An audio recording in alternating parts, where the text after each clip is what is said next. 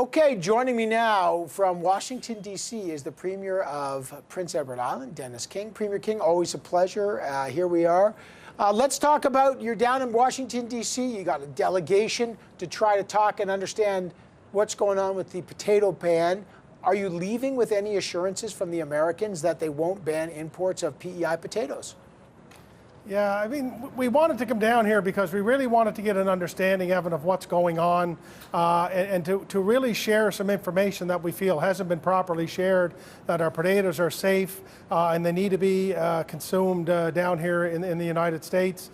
Many of the lawmakers and decision makers that we met with were surprised to hear that our potatoes are still being shipped across Canada, which was, I think, a positive flicker of hope for us here, but we don't seem to be any closer to a resolution, and we're certainly concerned, having learned what we have, that the sense of urgency isn't what it needs to be to get a resolution in this very difficult issue we're facing. What do you mean, learning what you've learned? What, you don't think the Canadian government is exhibiting a sense of urgency to lift this ban?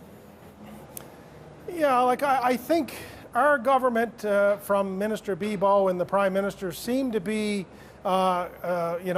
okay or with the direction that this is a regulator-to-regulator issue, and we won't get to any resolution until that is dealt with.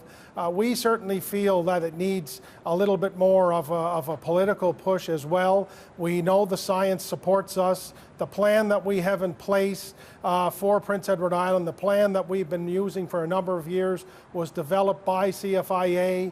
They monitor this every day, and we want them to stand up for that science. And we just don't feel that sense of urgency. I mean, we had to learn from Washington yesterday in our daily paper in Prince Edward Island that CFIA may not complete this soil sampling until the spring.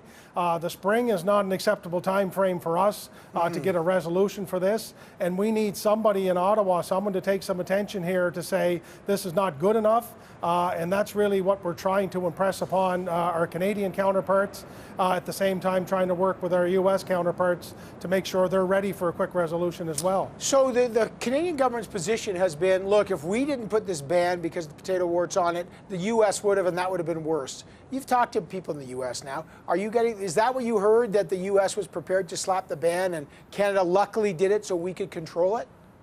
Well, the simple answer to that, Evan, is that, number one, nobody in the U.S. was concerned until CFIA reported this to the extent they did.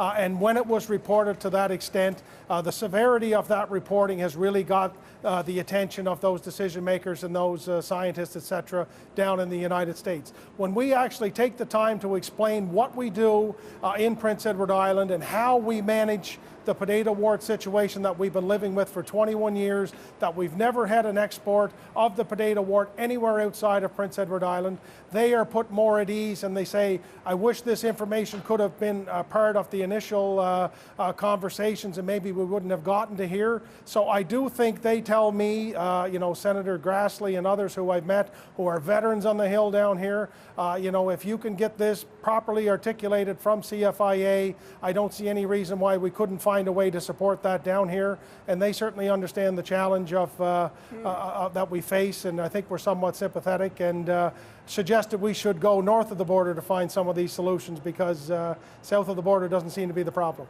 Is that so? What do you mean by that? Go north of the border?